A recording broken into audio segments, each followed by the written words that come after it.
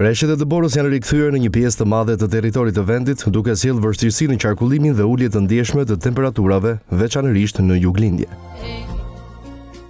Që në orët e para të mëngjesit rreshtet e dëborës kanë përfshirë qafthanën, mokrën, quksin dhe librazhdin, duke krijuar ngrica dhe vështirësi serioze në qarkullim.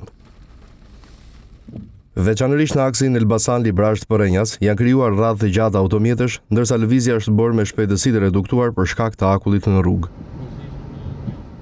Trafiku me rënduar dhe pothuajse pa lëvizje për minuta të tëra është paraqitur në afërsitë e fshatit Dragostuin deri te Kura Murashit në dalje të qytetit të Librazhdit. Radhët e makinave u rënduan nga të dy anët e korsive me vargun që niste që në daljet e Elbasanit. Përpos dëborës dhe shiut, trafiku u rëndua edhe nga lëvizjet e shumta pas ndërimit të vitit dhe vizitat në Korçë si destinacion për festa. Për të menaxhuar situatën e rënduar, autoritetet kanë shtuar prani në terren për të orientuar drejtuesit e automjeteve dhe për të shmangur situata të rrezikshme.